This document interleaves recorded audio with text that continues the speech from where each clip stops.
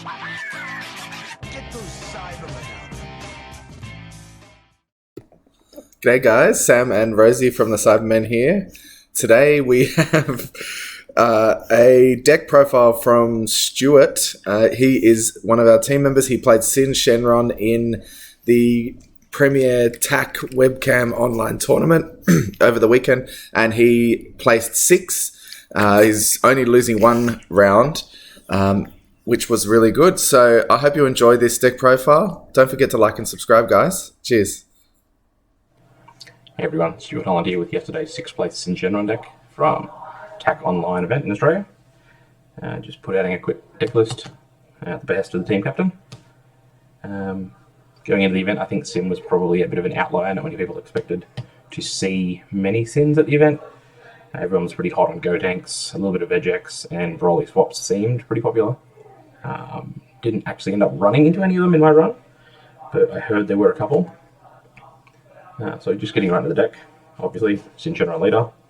Most of us by now know what it does. For those who don't, front side when you swing, search top 5, you get to pick a Shadow Dragon, reveal it, add it to hand. At the end of the turn, restand 1 Shadow Dragon, and leader awakens at 3 or less, or if you've got Meki Kabura on the field.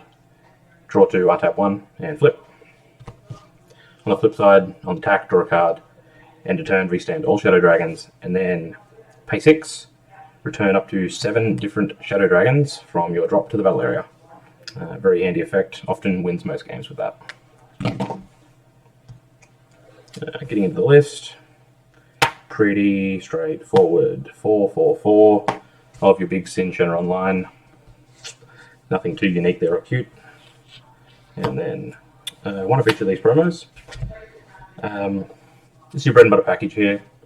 Sometimes you'll see someone cut down to 4 here. I've never seen anyone cut a 9 drop. Straightforward. Try to play this on turn 1. Against most decks, you'll want to go straight into the 4. Hopefully stun their leader after it's had a swing. And then to the 9 drop, give you just some amazing board protection. We've then got this one, Sin Shenron Harbinger of Ruin. This one's a cute little one-of. You can bring him out with the 1-star ball, or most often times I end up finding myself just comboing it straight to the drop. Has deflect, and then once per turn you can sack one of your cards in rest mode and put it in the drop area to choose one of your opponent's cards and switch it to rest. If you remove it from the battle area by an opponent's skill, choose up to 2 yellow battle cards with 1000 power or less and add them back to your hand, so grab your ball so you can start the fun again. And the Sin Shenron Secret Rare. I chose this over Cell Zeno, mostly because I find the deck I want to play it as a defensive brick wall. I don't want to try and splash the Cell Zeno and just blow someone out on whatever turn I get it. This can come down as early as turn 2. I did manage to get it on turn 2 yesterday, but turn 3 was pretty consistent. I found myself cheating it in off the 1-star balls most of the time. End up with 2 or 3 1-drops in the drop area, activate a 1-star ball from the field, bin it, and then play this from hand. Only from hand for the cost reduction.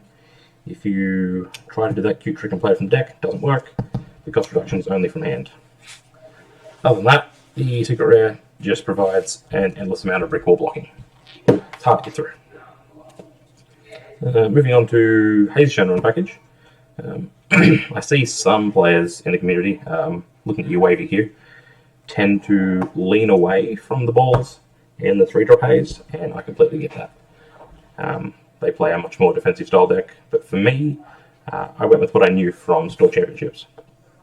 So, 4-3-4. The 3-drop haze, while useful when you play it, you can pick up a Shadow Dragon 4 or less back to hand from drop.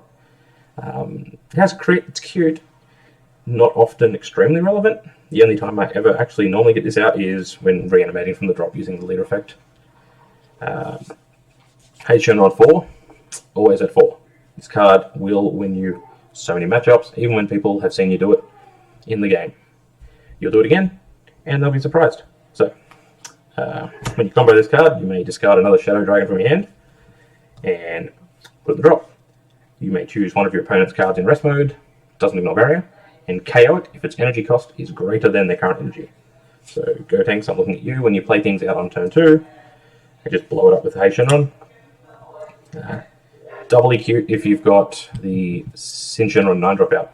Negate their Gotank's Reaper skills, and then pop it with this so they don't get the 2 cards back from the drop. Going on from here, I've only got 2 Ice Shenron. Typically I'd want to run this at a 4, but I've only got 2 cards. My other 2 are in the mail, and I had to make do with what I got. This is just consistency pieces for finding your 1-drops to start the Sin Shenron line. Can occasionally become useful to use as a counterplay and put something in rest mode, but only affects cards that don't have Deflect, obviously, and it's not often relevant. Most people will see you just using this to filter out the balls from your deck. So run a 4 off, consistency piece. Moving into the tech choices for the deck. For Zamasu, hey, what a surprise, tap everything down. Just tap, tap, tap. The card's amazing. Surprises a lot of people, even though they know you've got it. Tap down their leaders, what are they going to do? 3 Zarbon. I've seen some people, particularly Eden Salins, like to run this out of 4. I found 3. I wanted to run to 3. I was trying to make room for other cards in the deck, and I think I only ended up using the untap effectively maybe 3 or 4 times throughout the whole 6-round event. But the 3 or 4 times I use it, very effective. Poutine, the Dark Sorcerer, added 2.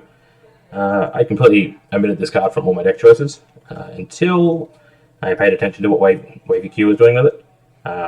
Card came in clutch a bunch of times, being able to cheat it in when you rest something with Zamasu, Meki Kabura, etc., etc. It just shuts down a lot of decks that play cards with skills. Broly Swap, Go Tanks, Big Black Brolys, just to name a couple off the quick and top of my head. Very effective. Fushu added a mystery. This is a great 6-drop bomb.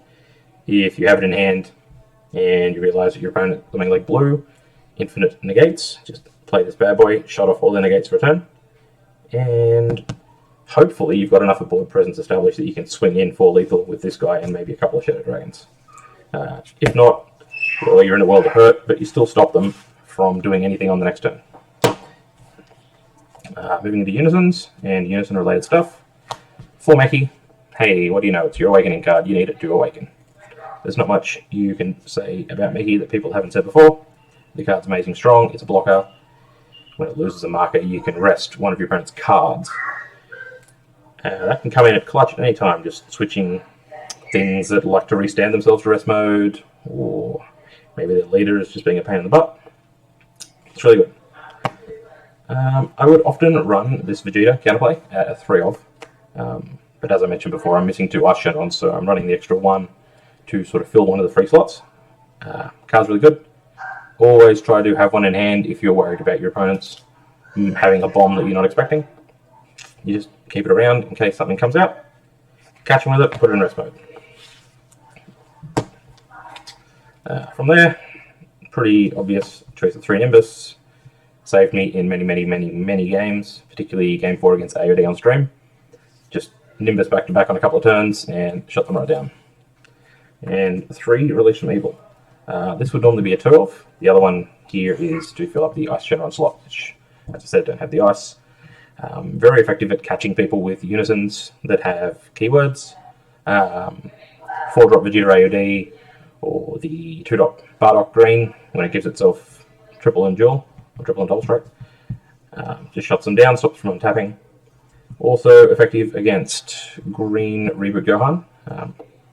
In my round 5, I killed myself by charging an energy, going second, and then playing a ball instead of saving energy for this card that was in my hand. Killed myself, simple misplay, but loses you the game on turn 2. So that's my 51 card deck.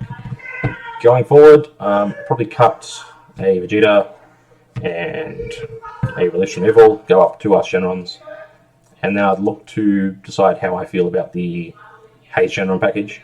Probably end up removing the balls and 3-drop Haze, going towards the Haze 4 only for killing stuff. Just frees up a lot of space for extra tech choices. Anyway guys, thanks for your time.